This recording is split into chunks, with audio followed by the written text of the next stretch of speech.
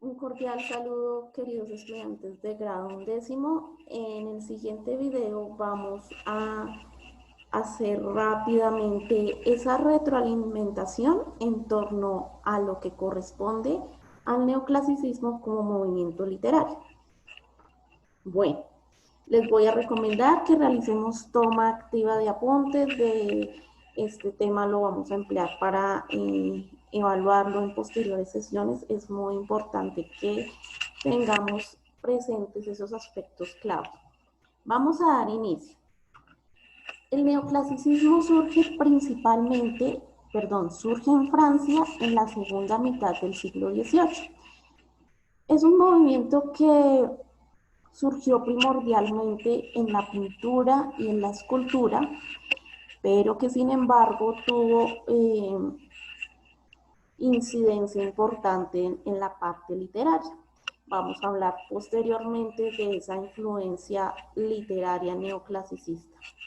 Como les venía diciendo, surgió en Francia en la segunda mitad del siglo XVIII. Como hemos podido ver, hay movimientos artísticos de acuerdo a los diferentes momentos puntuales de la historia. Revolución Francesa, Revolución Industrial, ¿cierto? Feudalismo, auge del capitalismo, y los movimientos literarios siempre son una respuesta que intenta reforzar o confrontar la dinámica social, política y cultural del momento. En cuanto al neoclasicismo, encontramos que es un movimiento meramente burgués. No hay reivindicaciones importantes en torno a las condiciones sociales de la época, sino que el neoclasicismo se propone básicamente retomar los valores estéticos de dos culturas que para ellos fueron muy llamativas en aquella época, que son la cultura griega y la cultura romana. En la parte literaria se empieza a reforzar lo que son las tragedias y las comedias. El neoclasicismo hace una oposición básicamente a las modas y tendencias que se presentaban en la segunda mitad del siglo XVIII. Es una contrapropuesta. ¿Cuáles son esos factores que posibilitaron el neoclasicismo? Como les dije previamente, hay un interés muy grande por la cultura griega y la cultura romana, civilizaciones. Eh, ¿Y por qué surge? Hubo básicamente una serie de descubrimientos arqueológicos en aquella época que hicieron que el interés de la sociedad europea se volcara a estos referentes de la civilización antigua. Tenemos que en 1738 se descubren las ruinas de Herculano, la ciudad romana, y de Pompeya en 1748. ¿Esto qué les permite? Ellos hacen un reconocimiento más preciso, de primera mano, de toda esa obra y legado de la antigüedad, ¿verdad? En este caso de la antigüedad romana. Entonces hay unas reacciones de sorpresa. En estos descubrimientos influencian, en el caso de la pintura decorativa, a Adam en Inglaterra, y donde podemos encontrar esa influencia decorativa en la pintura en elementos pompeyanos y herculanos, en tonos de fondo oscuro, con presencia de ninfas y otro tipo de escenas en el interior. También encontramos una arquitectura de estilo sutil, inspirada en estilos pompeyanos, donde encontramos también esfinges, grifos y la presencia de animales fantásticos. Recordemos que hay animales y seres muy importantes dentro de la cultura romana que la Europa del siglo XVIII, perdón, le resulta muy atractiva y digna de traer a ese momento histórico puntual. Bueno, vamos con otro descubrimiento importante, que son los descubrimientos ya en Grecia propiamente, en Palmira, donde en estos vestigios encontramos esos rasgos llamativos de la cultura griega. Entonces, gracias a esas expediciones que se hicieron en Egipto y en general donde fue la antigua Grecia, se encuentra estos vestigios muy importantes donde se empieza a romantizar y a idealizar lo que representaba aquella cultura como un referente de perfección, de estética, de belleza, de precisión, de historia, y nos permite adquirir a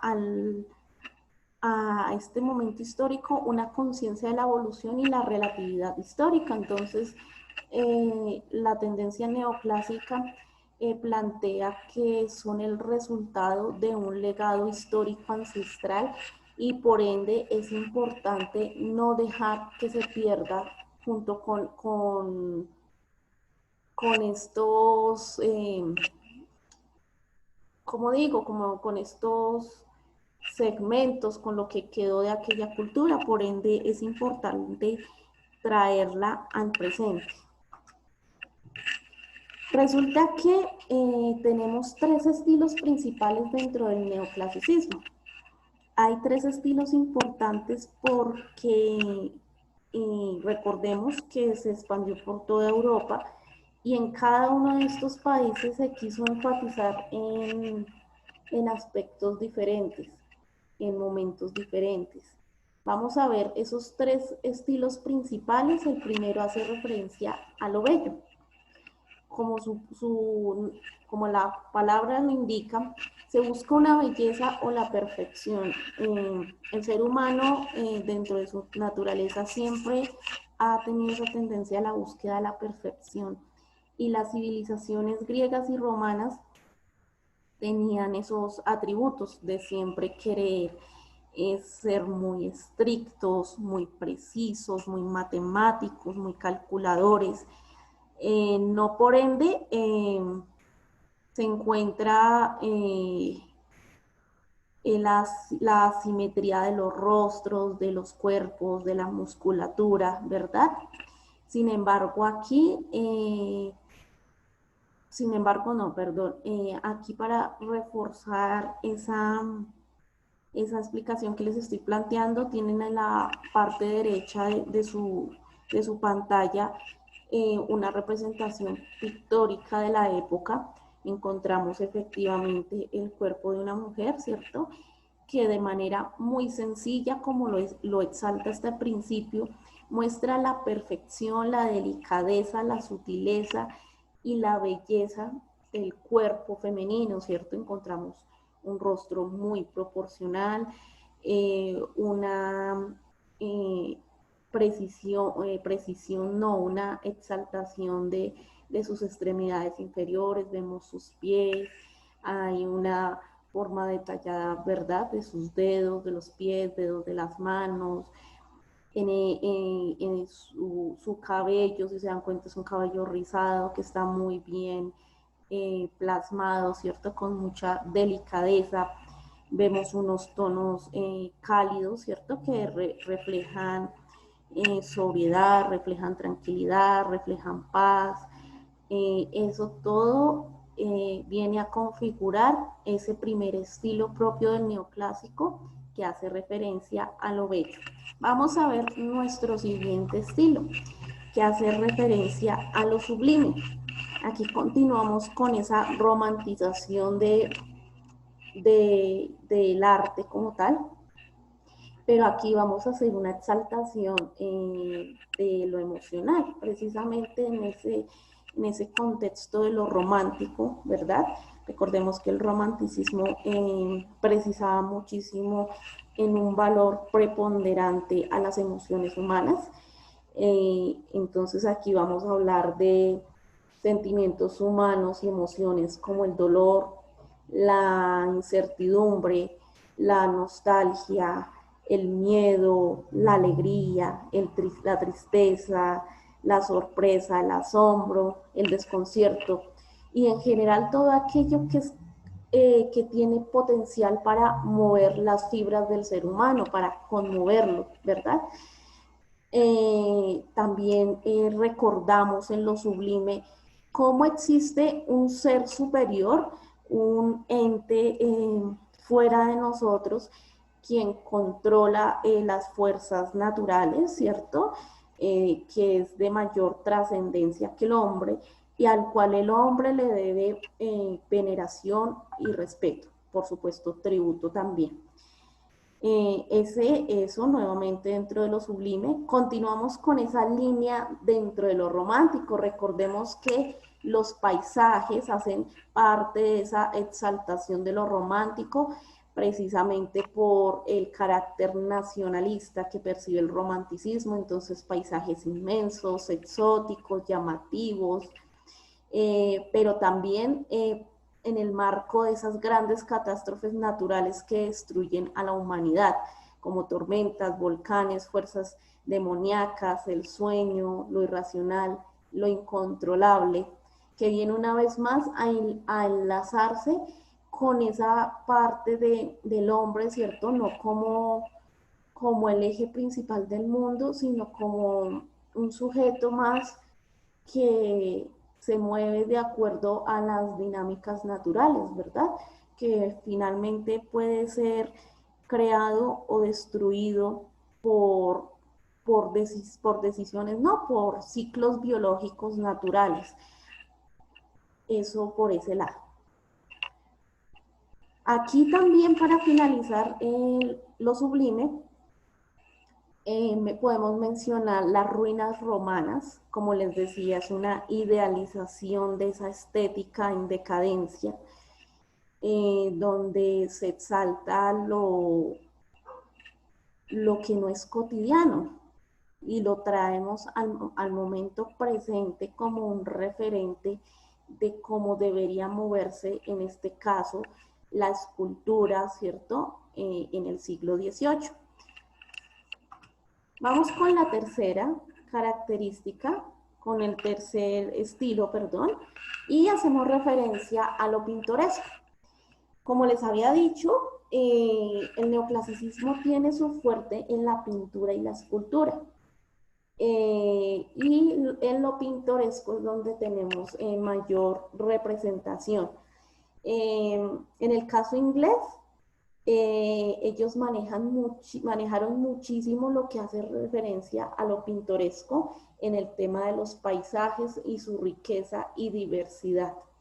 Eh, lo accidental, lo individual, sin olvidar ese estilo clásico, esas apariencias empíricas, lo superficial y ese matiz de lo agradable, lo bello y lo estético. Bueno, les comento aquí que en Hispanoamérica también hubo un referente importante del neoclasicismo. Aquí vamos a decir que la obra de mayor representación del neoclasicismo en el continente fue escrita por el ecuatoriano José Joaquín Olmedo y se titula La Victoria de Junín. Tenemos el canto a Bolívar. Aquí les voy a presentar un fragmento de la Victoria de Junín. Dice así: el trueno horrendo que en el fragor revienta y sordo retumbando se dilata. Por la inflada esfera al Dios anuncia que en el cielo impera.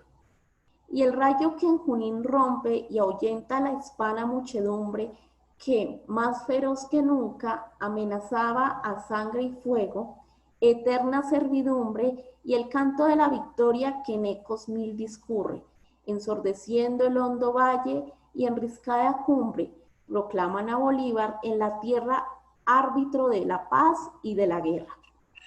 Las soberbias pirámides que al cielo el arte humano osado levantaba para hablar a los siglos y naciones, templos de esclavas, manos deificaban en pompa a sus tiranos.